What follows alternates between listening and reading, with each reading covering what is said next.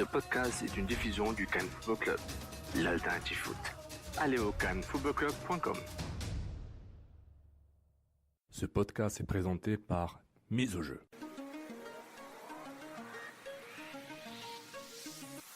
Mise au jeu. Gages-tu? Salut tout le monde, Étienne Boutier avec vous pour ce résumé du jour de la Coupe du Monde 2018, édition du 24 juin. D'entrée de jeu, on a eu le droit à un deuxième festival offensif en 2 jours dans le groupe G. Après le 5-2 de la Belgique contre la Tunisie, on a eu le droit à un 6-1 de l'Angleterre sur le Panama.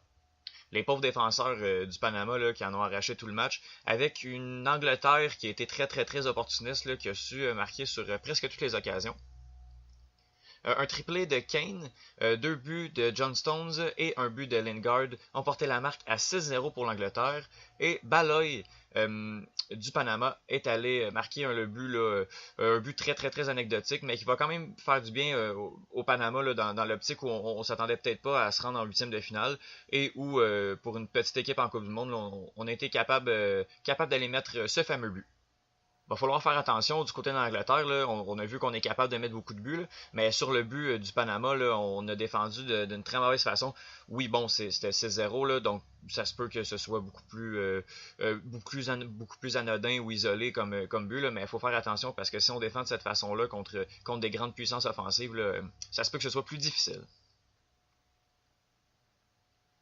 Par la suite, le Japon affrontait le Sénégal. Les deux équipes avaient un grand coup à jouer. Là. Si les deux étaient en tête du groupe H, et si on allait chercher une victoire, c'était quasiment la qualification pour les huitièmes de finale là, qui était assurée. Mais aucune des deux équipes a réussi à s'imposer. Là. Ça s'est terminé 2-2. Les buts à la 11e minute du Sénégalais Sadio Mané. La riposte est venue du Japonais Inui à la 34e minute. Puis Wage est allé redonner l'avance au Sénégal à la 71e minute et la riposte japonaise a suivi à la 78e minute par Keisuke Honda. Ça a été un match très intéressant à regarder. Là. Beaucoup de mouvements des deux côtés. Là. Les attaquants, que ce soit du côté sénégalais ou du côté japonais, là, sont très explosifs. Ça a été vraiment intéressant à regarder. Mais malheureusement, personne n'a réussi à s'imposer dans ce match. Et finalement, la Pologne affrontait la Colombie. Le perdant de ce match se voyait éliminé du tournoi là, avec le match nul du Japon contre le Sénégal. On devait absolument aller chercher une victoire du côté de la Pologne ou de la Colombie. Et heureusement pour la Colombie et malheureusement pour la Pologne, une des deux équipes s'est imposée, soit les Colombiens là, qui l'ont emporté par la marque de 3-0. Un but de Yerry Mina à la 40e minute. Falcao est allé du but d'assurance à la 70e minute et Cuadrado est allé en rajouter à la 75e minute. Ça a été un grand match de la part de la Colombie. Là, avec l'expulsion au premier match contre le Japon, on n'avait pas été capable de voir ce que l'équipe était capable de donner.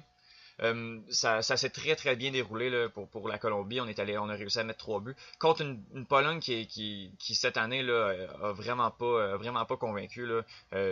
C'était une équipe vraiment, un collectif vraiment faible là, qu'on a pu voir là. Dans les deux matchs là, contre le Sénégal aussi, ça a été vraiment difficile du côté de la Pologne.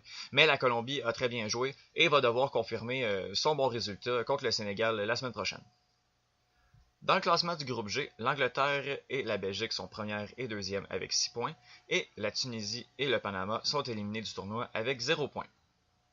Dans le groupe H, ça demeure encore très excitant la course aux huitièmes de finale. Le Japon et le Sénégal sont premiers avec 4 points, la Colombie suit avec 3 points, et la Pologne est éliminée avec 0 points. Ma poutine d'or de la journée, je vais la donner au défenseur colombien Yerry Mina. C'est un défenseur de 23 ans qui a été acquis par le FC Barcelone au mois de janvier dernier. Il a joué un fort match, autant défensivement qu'offensivement. Là. Mais en fait, juste défensivement, il a fort bien joué là, pour contenir l'attaquant Robert Lewandowski qui était invisible dans les 2 derniers matchs. Et puis, il va même se permettre de mettre un but là, qui ouvre la marque dans le dernier match là, contre la Pologne. C'est un but qui est très important. Non seulement c'est le but gagnant, mais il permet à son équipe de rester vivante dans un groupe H très ouvert. Mon trou de poutine, je vais la donner aux défenses sénégalaises. Autant que j'ai louangé Kalidou Koulibaly, là, le défenseur central sénégalais au dernier match, autant là, on n'a pas été capable de garder une avance qui aurait été bénéfique. En gagnant le match, le Sénégal s'assurait de finir première de son groupe. Ben, pas nécessairement première de son groupe, mais s'assurait quasiment d'une place en huitième de finale. Puis on n'a pas été capable de faire face à la pression des Japonais. Et on a laissé par deux fois là, une avance filée. C'est pas fini encore pour le Sénégal. On a encore un gros match contre la Colombie à jouer.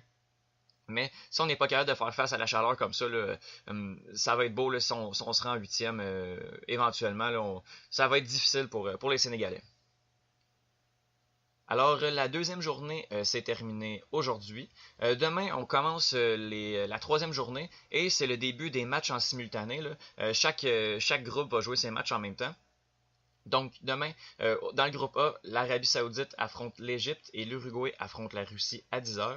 Et le groupe B va se jouer demain avec des duels Espagne-Maroc et Iran-Portugal à 14h. Bon, pour mon match incontournable, ce ne sera pas dans le groupe A. Les deux équipes sont déjà qualifiés, là, soit l'Uruguay et la Russie. Dans ce match-là, on va jouer pour la première place. L'Arabie Saoudite, l'Égypte sont éliminés. Là, on va jouer pour. Ça va être un prix de consolation là, pour l'équipe victorieuse. Mon match incontournable va être le match Iran-Portugal parce que le gagnant du match se joue là. L'Iran surprend énormément depuis le début du tournoi.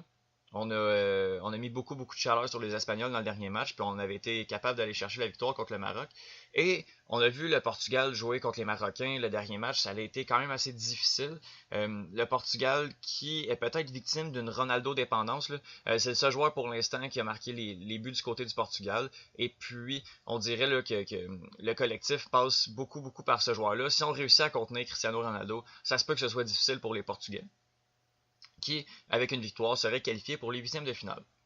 De l'autre côté du groupe B, ça va être intéressant de voir quand même les Marocains qui sont éliminés, mais qui vont peut-être vouloir prouver quelque chose ou jouer les troubles-fêtes contre une Espagne qui est pas mauvaise. On voit qu'il y a vraiment du talent dans cette équipe-là, mais on n'a pas encore convaincu depuis le début du tournoi. Et peut-être que les Marocains pourraient en rajouter pour les Espagnols là, et peut-être les sortir du tournoi.